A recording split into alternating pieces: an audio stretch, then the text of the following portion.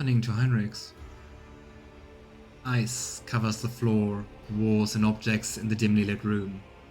And it is our room. Is that a vision? The air in the study is cold. Your breath forms clouds of vapor in the air. At the epicenter of the icy emanations is Heinrix, slumped in one of the chairs next to the regicide board. The interrogator stares at the playing pieces, immersed in thought, and the hand resting at his jaws shaking. Heinrix looks as though he has been drained of blood.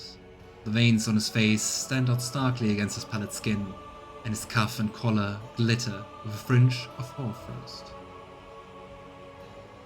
That's quite a lot of ice that can't be healthy. Wow, option 3, kill Heinrix. How about no? Heinrix, what is happening? The inevitable. A breach. A slip-up. The sorcerer's powers have overridden my training and discipline. I snapped. I lashed out and... Oh. Probably caused the edge of daybreak, right? We overwhelmed his control. Oh, interesting, that is new to you, Alistair? So I guess... Heinrix lets out a mournful laugh, moving one of the pieces on the board. Resist, Heinrix, you have to fight for it. I killed someone. It was not planned, and I had no good reason. A junior officer came to me with some idiotic issue, and I snapped. I let the powers get the better of me. He didn't even have time to cry out. And he sounds so sad about that. Ah, might be Roman specific, could be. The breach is ongoing. Warp corruption is pouring off me. I am holding it back as much as I can.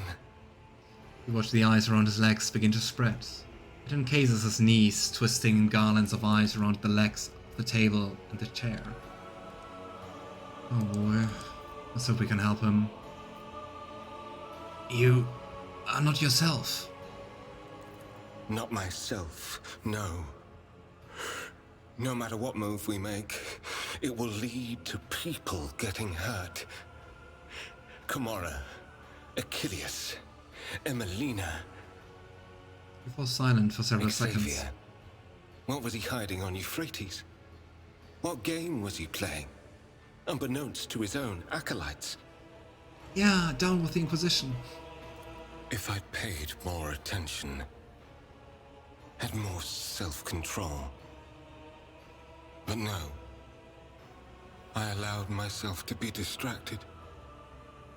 I thought that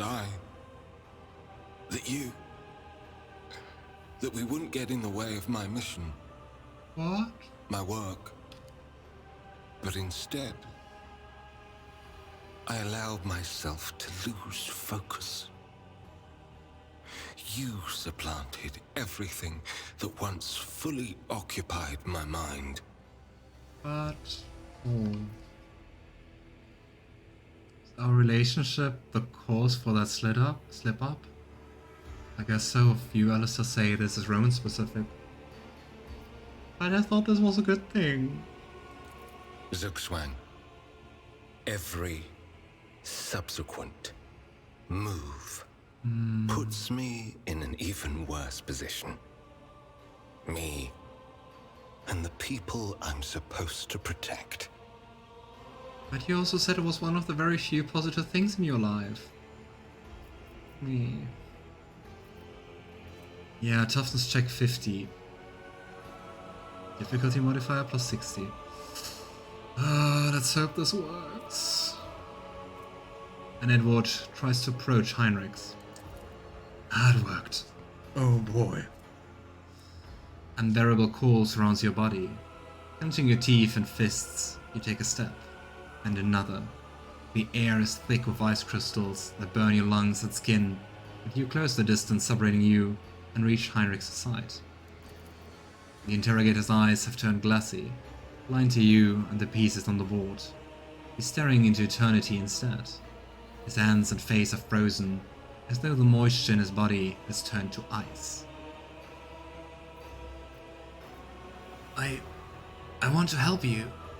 Just tell me how. Help? Yes.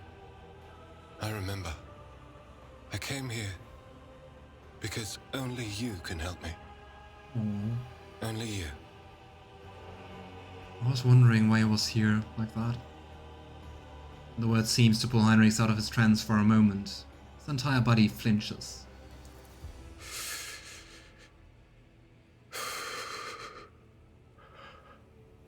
What happened? Slowly, very slowly, the otherworldly chill begins to retreat from the air around you. A flicker of life appears in Heinrich's face. His eyelids blink in exhaustion. He pulls a ragged breath in past his blue lips, and violent tremors rack his body. Did we just skip all those checks? I found you here in the middle of the night. You almost killed yourself. I remember being on the deck. The officer. The breach. And I remember that out of all the places on the ship, I came here. To you. I'm kinda anxious. Please don't break up with us. Your words have been rolling around inside my head. About choice, duty, what to do with my life.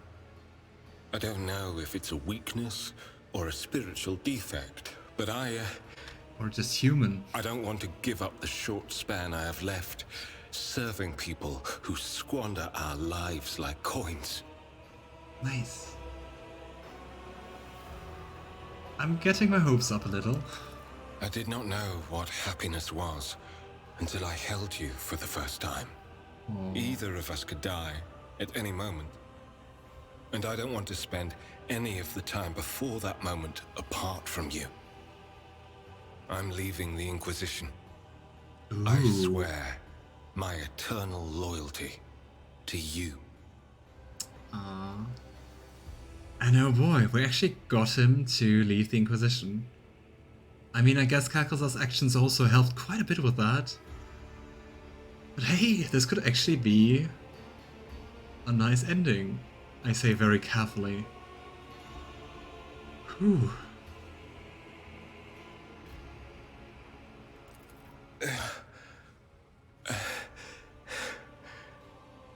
You are incredible. Oh. You showed me what the world can be when your heart beats in unison with another's. You saved me from myself. I love you.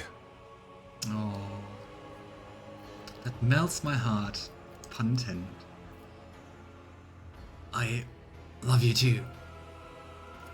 Together. We're together. Heinrix draws you to him. That is all I need. His hands are still cold and his body is shaking slightly. Gotta say, I didn't want to pick that, not to ruin the moment, but I like the option. It took you freezing almost to death to say those words. You know what's sad? This feels like a better... I mean, maybe I shouldn't judge before the ending, but this feels like a nicer romance and a better ending for romance than Dorian and Dragon Age Inquisition. But hey. Aww.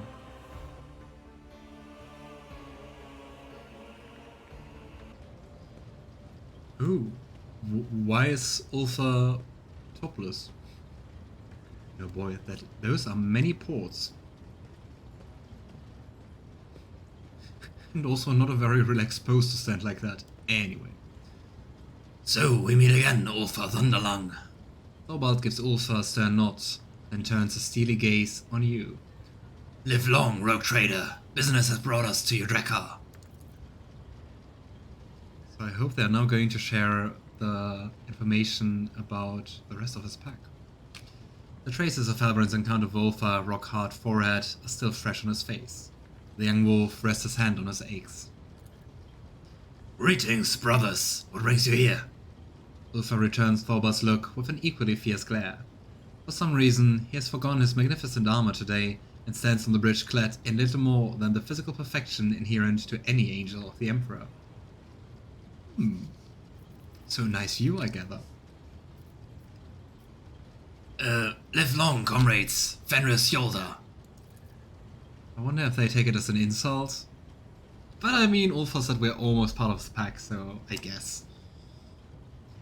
Fenris Yolda, we thank you for your hospitality and your kind words, brave Pasqal.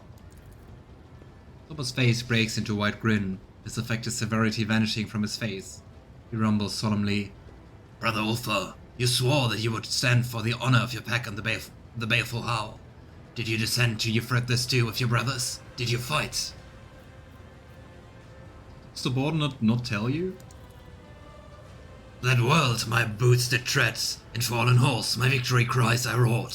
The day the All-Father asked for a reckoning of my deeds, I will not be ashamed to tell of the siege of Yrliet. Who will bear witness to the truth of this wolf's words?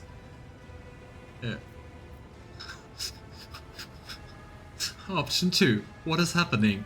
I fear that Edward, like, all the time? With the Space Wolves? I will bear witness. We know you, Edward. We've seen you in battle. We believe you.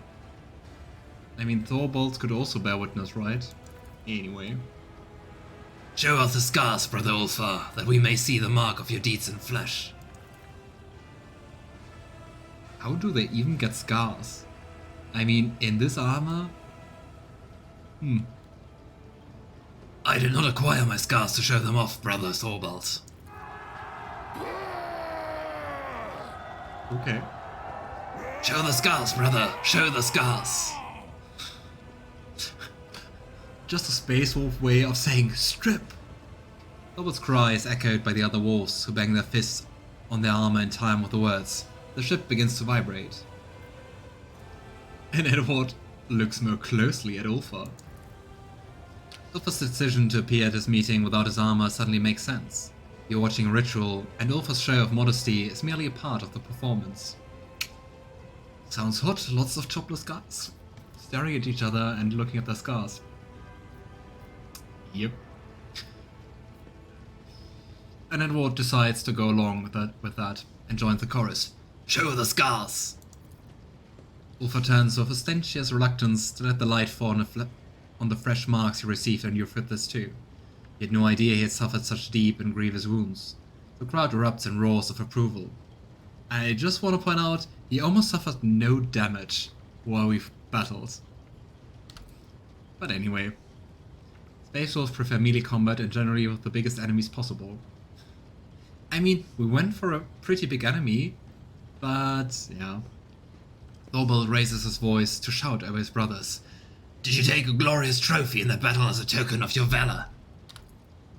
Ulfar removes the horn he wrenched from the halberd from his belt, and you notice that it is already carved with Fenrisian runes. The wolf proudly shows the trophy to his comrades, causing another explosion of cheers. It really feels like we stumbled into something we shouldn't be part of. Proudly thunders the baleful howl. Praise the All-Father for sending us such formidable and valiant brothers. Thorbolt makes a gesture, and Halbrand removes the magnificent axe from his belt, presenting it to Ulfar with a deferential bow.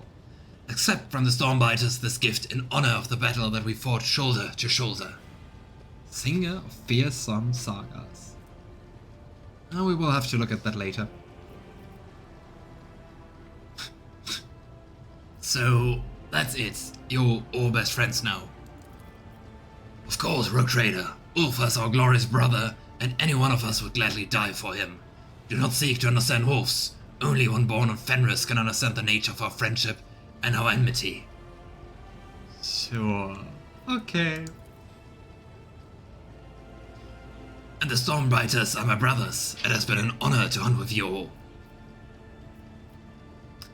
Seems like some things are pretty easy to fix, just slash some enemies together. So, Thorbolt, Now you will tell Ulfar where to look for his brothers, right? The wolf hands you a data slate. The coordinates displayed on it are a monstrous distance from the inhabited worlds of the Expanse. I will not stand in Ulfar's way if he chooses to go searching, but... Brother, you have proven the glory of your pack. Is it not time to sever this weird threat? With respect, I once again extend my offer to join the Stormbiters.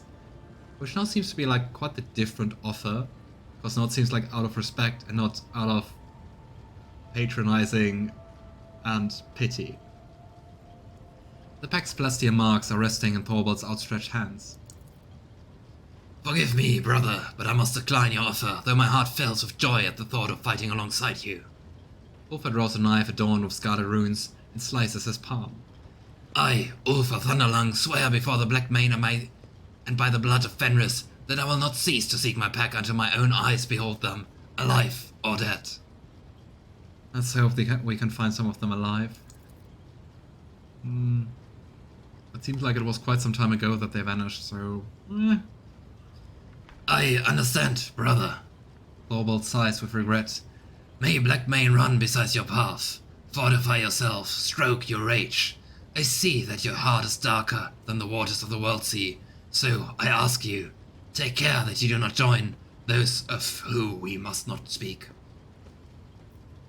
I guess the Chaos Astartes? Of whom you not speak? Alvin clears his throat and opens his mouth to reply, but he catches the sharp glance of Ulfar and Thorvald and swiftly changes his mind. You do not need that knowledge, Eight-Fotter. There are paths in the forest that only wolves ought to tread. Ah, come on. Tell me, Halbrand.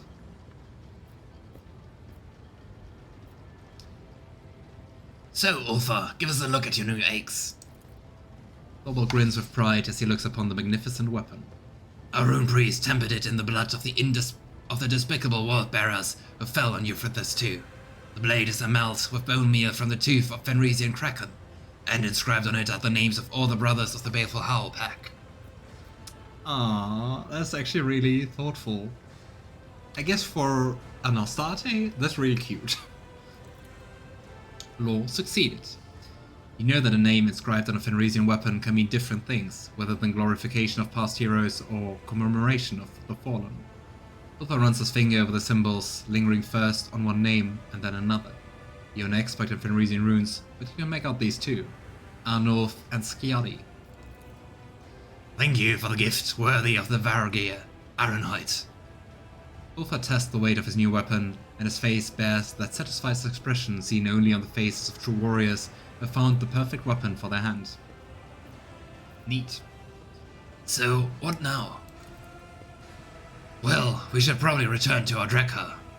You sense a question mark at the end of Thorvald's statement. Is that asking us, or just offering Ulfar once more to join them? His face becomes serious, and he gives you a significant look. Ah, it's about celebrating. Well, let's go for a party. Well, I can hardly let the glorious wars of Fenris leave without first treating them to a fine feast. That was the correct answer.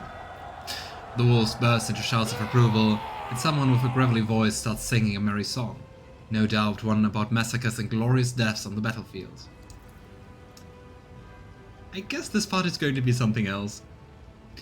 The kitchen servants here are certainly no match for those serving in the great hall of Fenris, but the masters of this Rekka are not lacking in hospitality or generosity. Profit factor -200. Well, I hope not. The small group of space wolves is enough to fill your entire magnificent ship with clamour, shouts, and other portents of the coming feasts. Formidable feasts in which eating, drinking, and singing will be done the way wolves do all things, to their last gasp. And probably very loud. Do I get a scene for that? Yeah, set. They're going to eat all your rations. I think so too, and probably also like a servitor or two, right? Ah, well, that was nice. So, we're still in chapter 4, interestingly. Did you kill Grandpa Nurgle yet? I think this will be hard to actually kill one of them. So, I just want to talk with Ulfar, and let's see if he says something else about this whole thing. And if not, we are going to go for Footfall once more. Let us raise our cups at Vater. Raise. In honor of deeds accomplished and in expectation of those yet to come. So, now you know where your brothers were heading. What will you do about it? Help you to deal with the enemies who besiege your home. And then head for the coordinates that Thorvald gave me.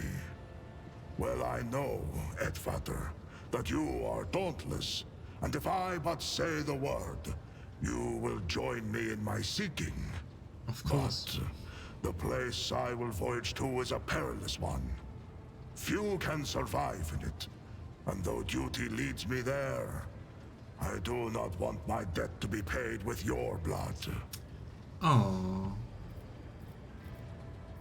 We will do this together, Ulfar. What's the worst that could happen? You know, if you're willing to talk about yourself now, I'm listening.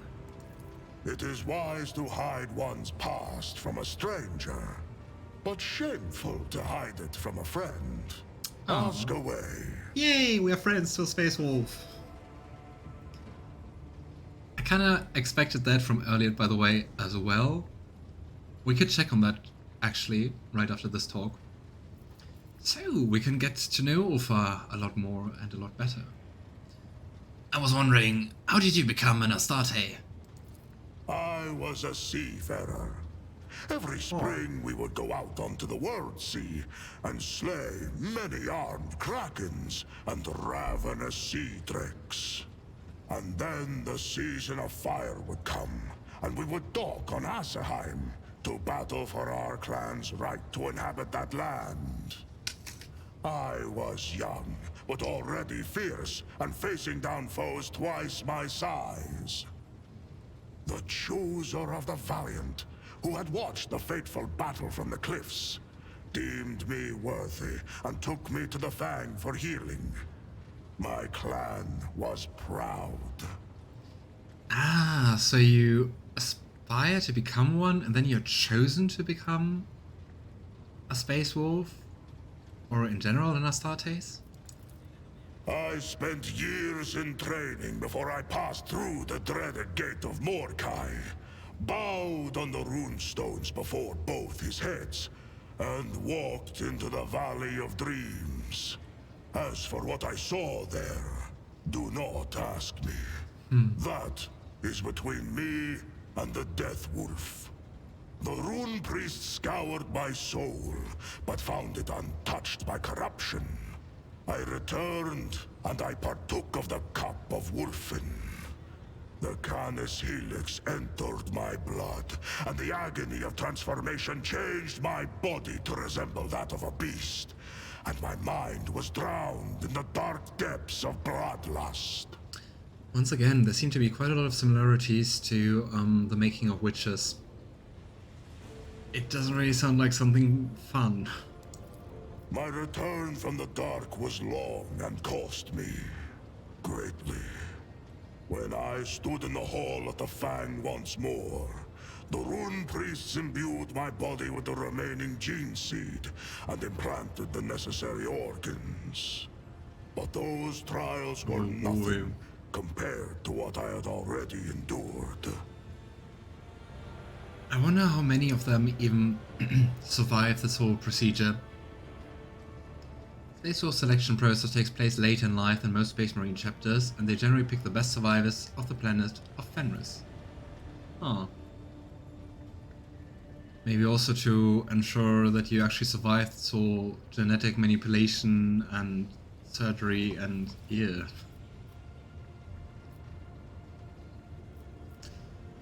So, what happened in your final trial?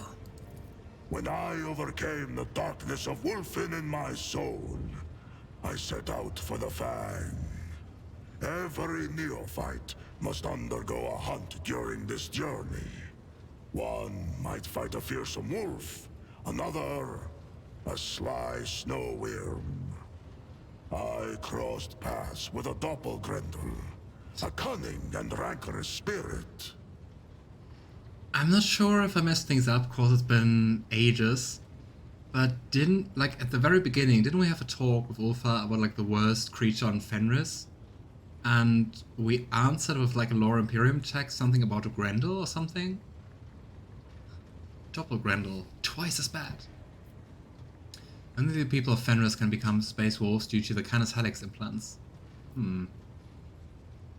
Curious. How big is the planet? How many people are there on this planet? For 5 days and nights did we bring our wits and wrath to bear in battle. The spirit changed its guise, but in the end, I gouged out its eyes. Fleeing, it hissed a curse. Nowhere would I find an honorable death, vowed the creature. My saga came to an abrupt and inglorious end, like a noble banner moldering and fraying at the edge. When I made my return to the Fang, clutching that crushed eye, the rune priest looked at me, and his face grew grim. But he said not a word, save to confirm my victory. I wonder if back in Komorra, Ulf was believing that this curse kinda became true. So, do you believe the creature's curse holds any power? Everything on Fenris has thought so. power. I have fought in 100 battles and suffered 100 injuries. Even wolves are not certain to survive such grievous maiming. But I always survived. And with each new victory, my thoughts took a darker turn. What if I truly am destined never to die with honor? What if my death will be foolish and inglorious?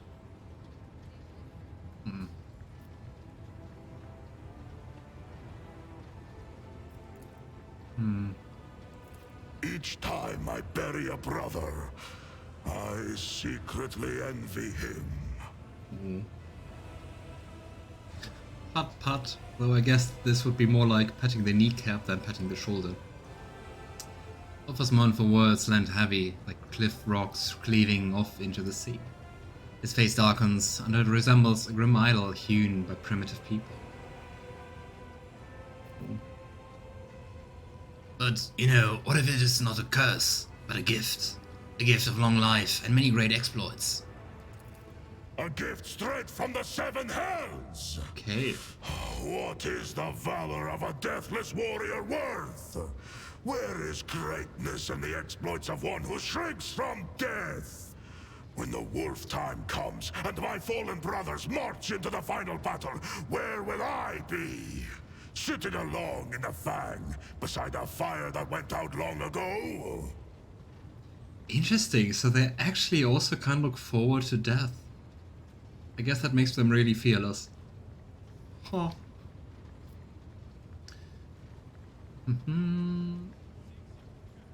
Nice. Nice, Marazhai, that's working. Sounds good. The ages weigh heavily on my hands and heart, and one day I will be too tired and feeble to wake up and rush into the fray. What will they call me then? Ulfar, who slept through the battle? Ulfar, Mordekai's unwanted. At the last words, Ulfar makes a gesture to ward off evil. I think this is actually a lore mistake. The only thing I know that's close to this is that Doppelgangrel is a Xenos beast with... that one. The beast is the mistake. It's a Xenos beast with the chameleonic abilities that make it virtually impossible to catch, much less kill. The only known person to have done so is the famously crafted Lucas the Trickster, a blood claw of the Space Wolves chapter. Lucas wears the beast's skin as a cape, and its chameleonic effects make it all but impossible for him to be hit with a ranged or melee weapon. That sounds really powerful, and also makes you wonder, like, how was the beast killed? Psychic abilities? I see. Many times I have heard the clinking of Mordekai's fangs next to my ear. but I have never allowed him close enough to sink them into my rump. Well, I wish to know more about your pack. Though I guess we can already ask a lot about that. We call ourselves the Baleful Howl, and our sign is known to all wolves. We are old wolves who have seen much and endured much. Ulfar proudly points at his shoulder pad, which is emblazoned with a crude depiction of black fangs.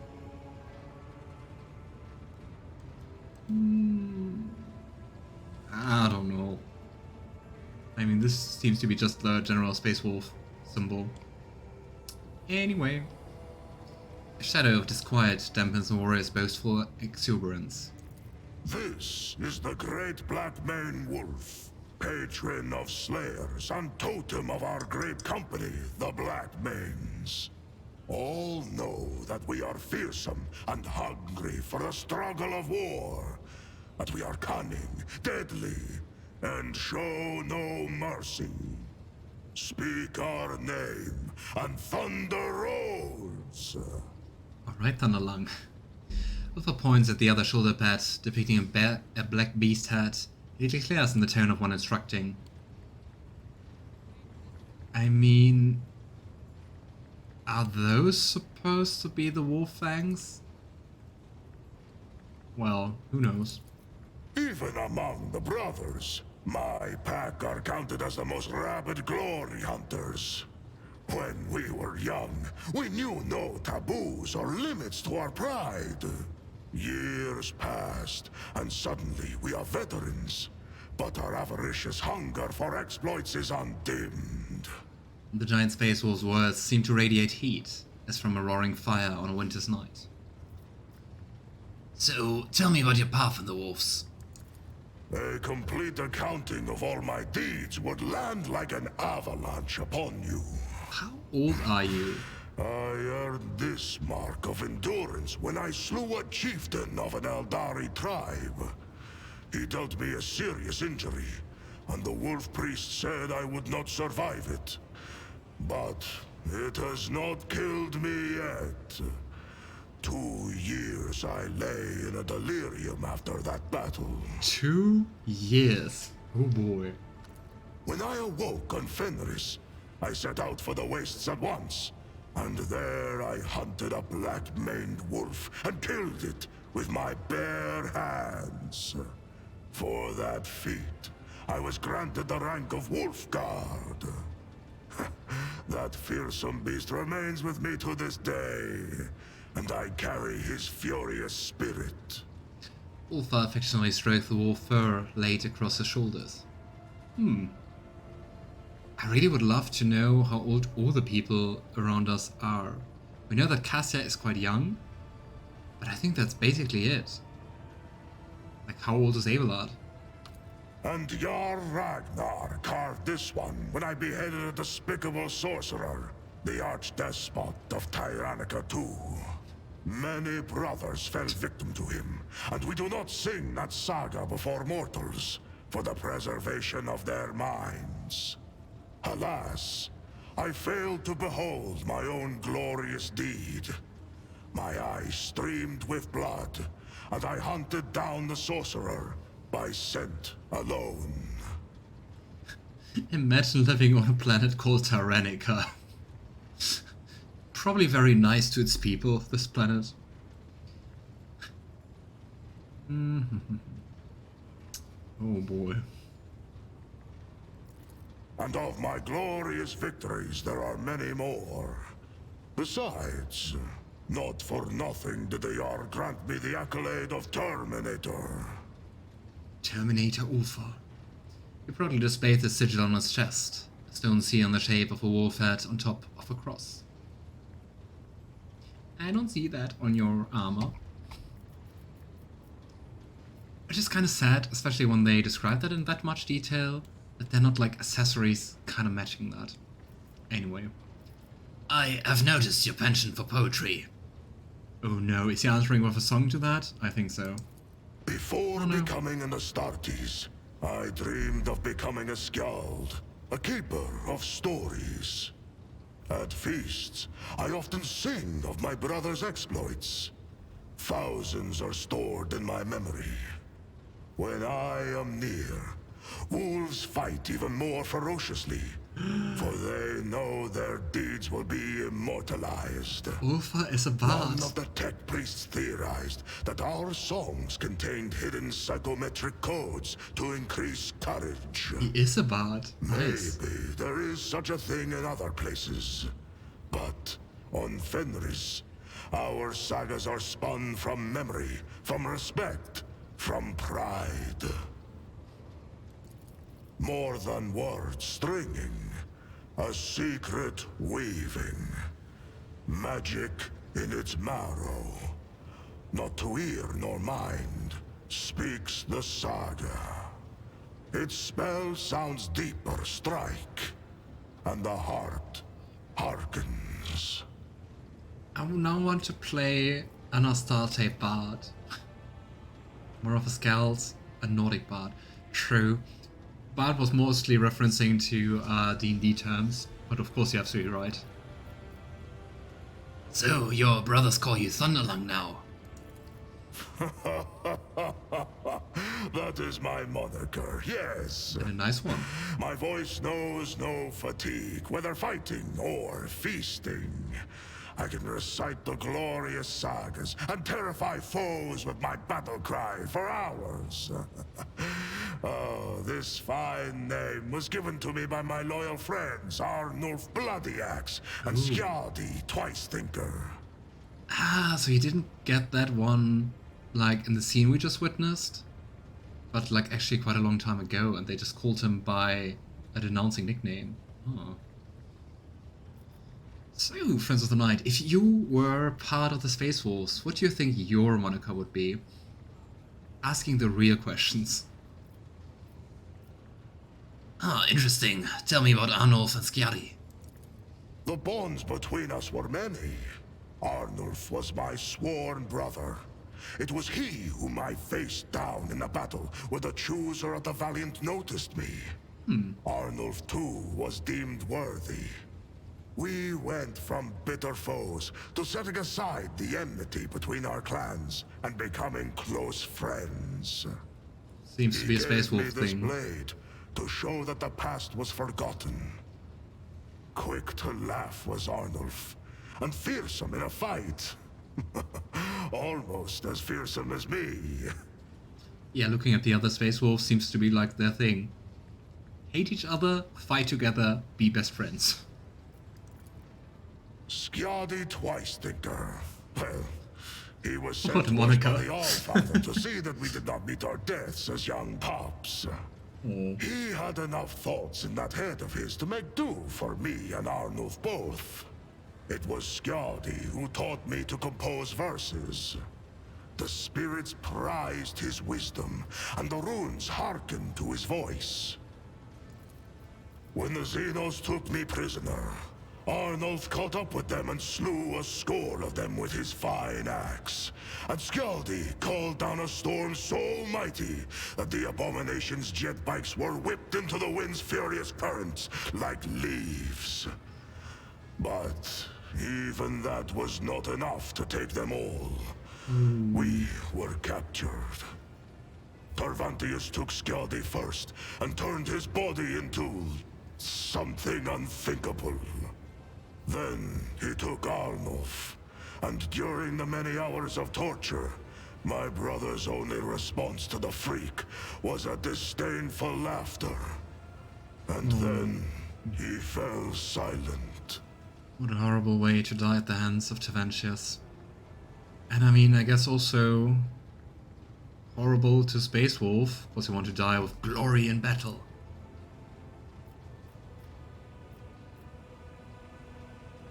I hope Ulfar doesn't feel guilty about that. I don't think he wants to hear condolences, but it would be what Edward would do. I am sorry about your brothers. They were courageous warriors. And their sagas will be sung in the Hall of the Immortals, sowing valor in the hearts of the young. Well, thank you for your answer. I enjoy telling stories. That I gathered. Fenris Hjolda, et Fater. Fenris shoulder.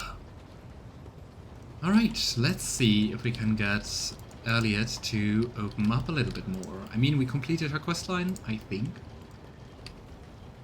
Also wanted to look and just think about like whose questline we probably still have to do. Argenta, Pasqal, and I think that, and Ulfar. So I guess we still have like 3 companion quests. Yrliet. She moved. She used to be here, right? Elantak, I trust your journeys were fruitful. Which sounds like a very odd way of greeting someone, cause like, you were with me the whole time. Am I so unworthy of discussing a world in your kin? Yrliet nods courtly, saying nothing. I don't think she will ever say something about that. Cause I mean, we did everything for her. Oh well. Off to footfall.